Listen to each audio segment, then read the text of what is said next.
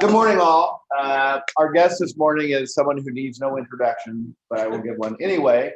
Connie Stewart, who is, as we all know, been very involved in almost everything in Arcata and the Humboldt County environs.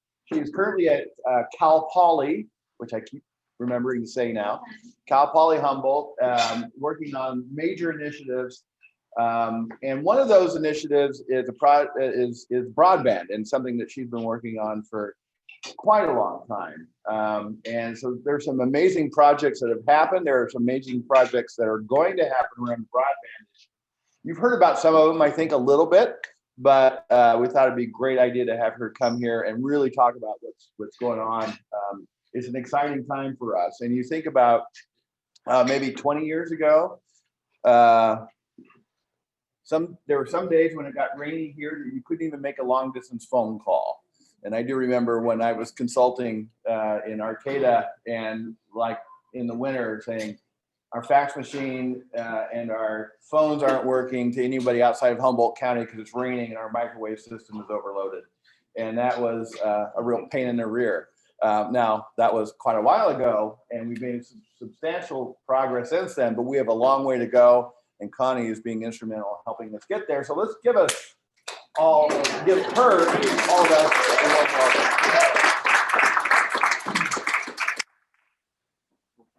Oh my gosh. Okay. So first of all, I have to tell you, thank you so much for having me. And I have to tell you, Greg could actually have given this presentation if I hadn't. No, we don't want to. I'm well loved in this.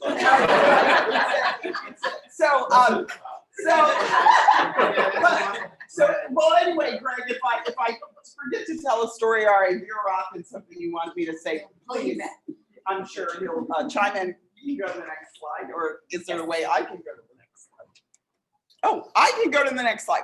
So probably most of you know that a subsea cable is being built off the coast of Eureka that will connect Singapore. This is humongous, folks. This is incredibly, now many of us for 20 years have been saying we're closer to China, we're closer to Asia than anywhere else. And we used to think about that in terms of forest products only, but it's also part of the information. So for those of you who are wondering, like, well, what is actually going to happen at 11th Street and in that building that's been built with the fence that I can't understand why people hate. If I told you how much that fence costs, you might not be, but for security reasons, that building is being built so Google and Facebook can put a large portion of their Pacific traffic through Arcata and then out to the rest of the country. So they're also building in Southern California between the two places. That's where data is flowing through from everywhere. So it'll have some spurs. Hawaii is a popular spur. There may be a spur to Japan. We're hoping for a spur to Charles Darwin, Darwin University. Alexander Humboldt and Charles Darwin knew each other, so we think it would be great to be sister to universities with them, and then Singapore and Jakarta. So hold on, I can now do this, right? So we often, it's right. Oh, I've got a picture. That's where it's located, right? There are 4 concrete vaults there, and right now 2 of them have fibers going across the Pacific because a couple of weeks ago, Google's fiber to Taiwan started. And I was out on the beach for, I don't know, about 10 hours or something. I didn't make it all the way because it was starting to get cold and dark. So I missed the bottle of sake at the end, which was, I'm still upset about. But anyway, so there will eventually be 4 cables leaving, going to Pacific. So 1 right now going to Taiwan and 1 going to Singapore. So, and stay tuned for the other 2. So this is the boat. And many of you probably saw the boat docked off the shore. We had the pleasure, Alex Stillman, Kate, Shay and Zuretti Gooseby, we had the pleasure of touring the boat because they had to sit there for $100,000 a day to sit there waiting for the weather to get better so that they could land the cable. And last year there were very few days where you could land a cable. Yeah, go ahead. We saw that boat on the water, by the way. And, it was during salmon season, and we were all told we have to stay a half a mile away. Yeah. So this boat drives right through the fleet. What do you mean I gotta move? I just got a bite. How important is this cable anyway? There were a lot of people who thought their fish were more important than the cable. You got it. Okay, so there's a lovely picture of us on the dock, and what you're looking at is the device in the middle is the device that actually buries the cable in the ground, and it just goes along the shore and buries the cable. And then that's what 4,000 kilometers of cable looks like in a ship. So I love this picture. I just think it's so wonderful because it's tangible. Like I talk about broadband all the time. I actually got to go touch some fiber. It was pretty exciting. This is what the inside, while they were building, of the building on 11th Street. And I love what you're looking at in the far picture is the air conditioning. And then there's going to be a bunch of cages with a bunch of racks and a bunch of computers. And probably none of you will ever get into the building because it's top secret. After it's going. Really serious. Yeah, I mean, no, I mean, we're actually going to build a data center that's like public, that scientists and everybody can get into, because we're realizing the amount of protection on this building is going to make it really difficult for people to get in and out because of the sensitive data. Exactly. Exactly. I'm sure Donald Trump will have some data out of this center soon. No. So anyway, it's got a bank of air conditions to keep all the equipment included, and of course, because there was nothing in there, we got a tour, so we were pretty excited. Is there gonna be something in the parking lot area? There's another building going on. That second building will be the building that actually serves our community. Okay, so the first one, we called it a day. So Greg will know, we've been fast and loose with some terminology, and then because we can until we get the other terminology that is better. And so it's like, we called this a data center for a long time.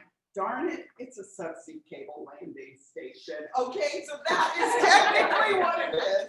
It is because of tsunami zone, this was the closest place we could actually technically land the cable and put the equipment out of the tsunami zone to send the signal over. So, where are those buildings? What? Where are those? They're on the old mill seats at 11th Street. Do you know? Yeah. So 11th and L or 11th and K. So I work on infrastructure a lot. And somebody also keep me on time here. But now I've worked on deployment so long, for 20 years, I haven't really thought about all the things we could do with it, right? You know, if we were in the Silicon Valley, like we're about to have capacity, unlimited capacity, okay? And so what could we do with it? What could your businesses do with it? What kind of prosperity could this bring to our community? That's up to all of us, right? It's not, and any idea is on the table, could potentially be valuable. I love this picture because this is where we're sending our cables, folks, to a circle that has more living people in it than the rest of the country. I mean, the rest of the planet. They love agriculture. They love fisheries. They have forests. They have the same guy. They're foodies. You know, they think like us. We have to, as a community, start thinking about how to talk to them, how to send products. How could our dairy industry work closer? We're about to have the new road system to this and the launch spots. So we're building train stations. See, we're years old technology. We're gonna have a direct train station to this hot territory. So start dreaming of what to do with this. And I'll tell you, like when I say that, you wouldn't think. I mean, anything. So could be so we have one project. I'm already renting some fiber on the pathway on Myrtle Avenue. Got a small contract to rent 11 kilometers of fiber, which is very exciting. And what are we using it for? We're using it to measure earthquakes around the bay, right? So here's a project. And we have dark fiber and we have equipment, and very quickly we worked with USGS and we were recording a earthquake a day along Old Arcata Road. So that's the kind of thing that you might not think of that could be beneficial.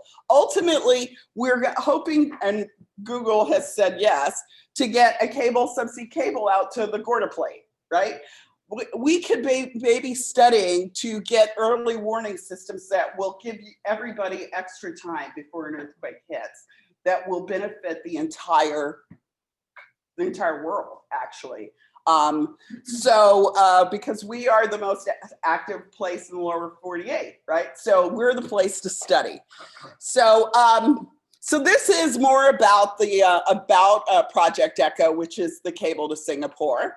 And the other thing that's amazing about this is that it does not have ties to China. So we will have one alternative line, because when Hong Kong, the democracy happened in Hong Kong, a lot of those fibers are not secure from being able to espionage. So this will be a secure fiber for folks. So there'll be a lot of interest in getting on this fiber. Cal Poly, of course, is incredibly interested in this. And so as part of, everybody talks about the historic donation to become Cal Poly, but we also stuck some technology money in there that will benefit not only us, but the entire community. We stuck money in for the 299 corridor, which will help serve 16 small communities in Del Norte, Humboldt, and Shasta. And then we are actually buying some fiber on the Singapore, buying some capacity on the Singapore build. And we also are going to help deploy a fiber to Trinidad, to our marine lab there. And if you think, it's going to go right up McKinleyville, Central Avenue. So there's a lot of business opportunities to get high speed right through Arcata and there. So I tell you all this because people go, well, how is this going to benefit our community? Well, it's going to get this pathway done.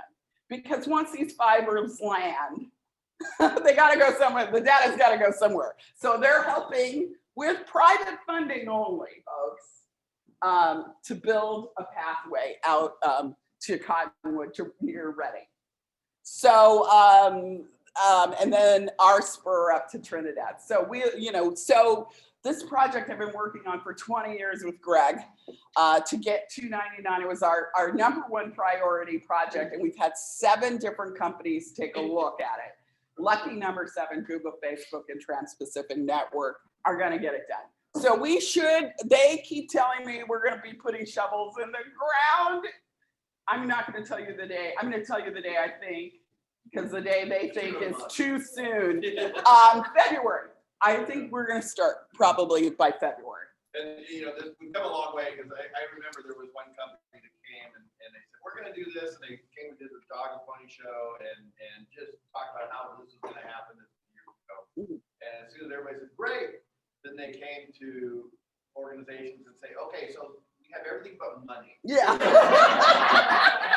We have an idea. And by the way, Caltrans won't improve our technology. Yeah. Oh, yeah. Like, Okay. So they got everybody all Nice worked to meet you. We actually had to go and ask the state to rescind grants to multiple. Yeah. Can you imagine Yeah, going I to know. state leaders and say, could you take money out of our community? I mean, and I didn't get run out. I mean, honestly, the last grant we actually asked the state to take back was for $47 million because the company couldn't get it done. And Google and Facebook have come in and said, we'll do it for free. So in addition, once again, what benefit, right? They have agreed to give fiber pairs to every tribe in our county as well for free. So I joke, I have nothing but good things to say about Mark Zuckerberg. I don't care what anyone else says right now. Like, I'm a friend of Facebook. So, and Google. So what, in addition, okay, so what I've been talking about are big pipes, right? Well, to explain how broadband works, I think looking at a road system is the best way. So what I'm talking about is like the I-5 corridor and the 101 corridor. And so then you have to get off the runway and get into the neighborhoods, right? And who's gonna do that? Well, that's where we have to pick up and take advantage. So when I say, like, what do you need? What does your business need? How could your business grow? Whatever. Governor Newsom signed a law that it's going to put $6 billion into middle mile, last mile projects. Those are the roads to your house. Those are the roads to your business. So $6 billion is coming. One of the 3.25 billion, and I always get this wrong, billion with the B, is going to make sure that the state owns a backbone system that everybody can fairly get on. Because right now, most of those pipes are privately owned. So I'm not picking on AT&T, they just happen to be the owner of one of the pipes. They're never going to let another business on that pipe for less than it costs them to serve, right? So that inherently, because why would they? It's their investment, right? So why would they let somebody come in and compete with them? The lack of competition is what has made it so hard. So what we want is cooperation or co-opetition, not one provider. So the state's going to come in and they're going to say, heck, we're going to build it, and then everybody can fairly play on it. Then there's $2 billion for actually getting to your house and business. That's the last mile. So, and then if that's not good enough, there's actually money for communities who say, we want to build our own infrastructure system. And you can get there's $750 million. So if people went with pitchforks to the city of Arcata and said, we want you to build a community system, the city could get some loan money and build a private system. I wouldn't recommend it, but it's an option, and it's probably a very good option for some really small communities that aren't going to have service. Yeah, and how am I doing on time? Connie, does that 750 million also cover the pitchforks? No. So and the other thing is, I say fiber is good for every diet. That's my broadband say. So fiber, I'm all for fiber. I don't like to get in trouble with wireless guys. Yeah. For the residential customers or small business, is there opportunity in this whole scope of things to move away from the regional franchise contracts that like suddenly got Actually, how do we get? Yeah, actually,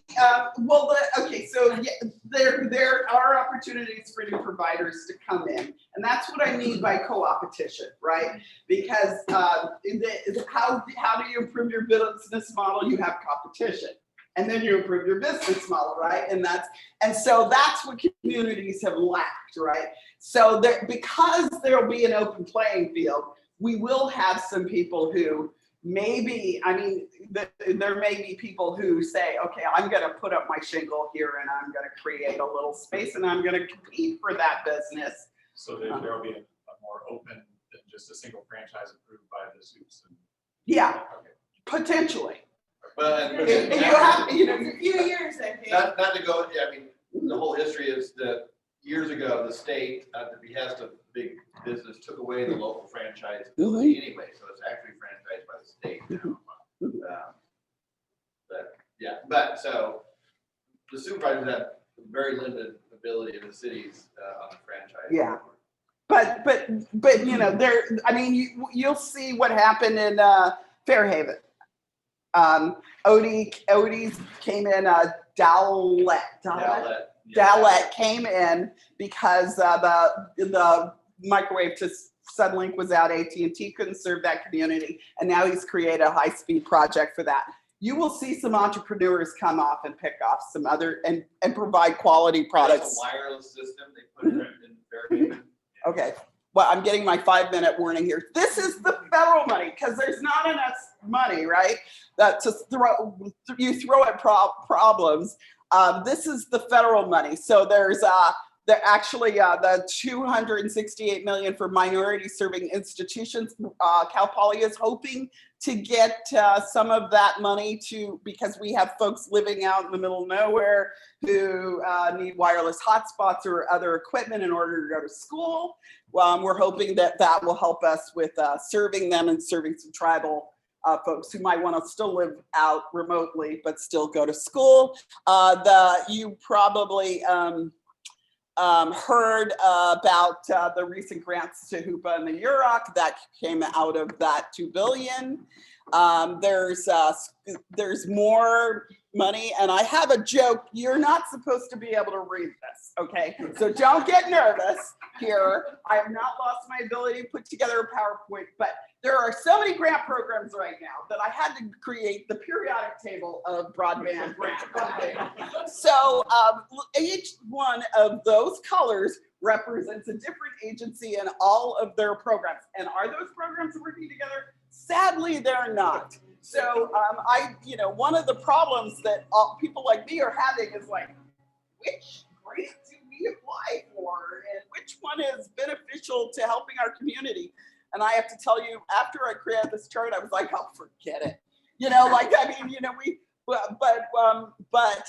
I can say, oh, forget it, because we have so much private investment right now. But we're going to have to start digging deep into some of these to get the spurs to your businesses and others.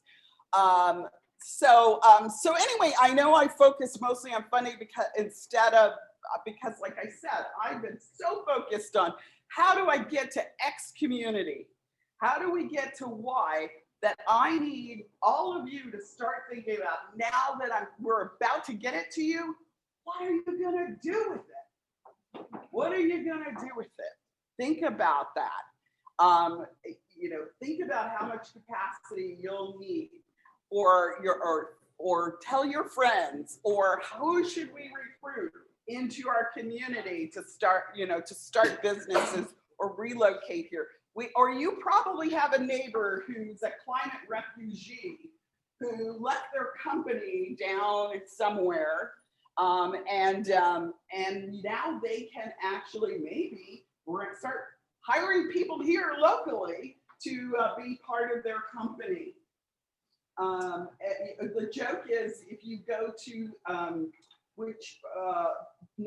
Patsy Klein's or something like that, you can look at, there's a guy who told me, who works for Square up here, he programs the Square. He says, I can walk into the bars down in Eureka and I can just tell by their clothing who are the technology guys who are climate refugees, who are all waiting for these pipes so they can have a division up here and start hiring high school students to interns and others to start using this technology. So anyway, I'm going to stop there and answer any questions because I only have 3 minutes left, right? Okay. What are questions? Go ahead. Okay. Have they estimated like how many jobs will be created from this offspring in February, or when they are going to be, as far as Okay, so there's the construction crews. Most of them are already in place. I mean, there'll be some local hires, but most of them are already working, you're already seeing them on the side of roads. And then as long as it's gonna take, are they gonna hire more people throughout? The crew will move, so this existing crew will move mobile. I mean, there'll be some hires, but not, maybe double, it's not gonna be significant. It's mostly technology, but drilling, other things that do it, it's not the construction part of this is not as like housing or anything like that, such a. So is this cable going out 299?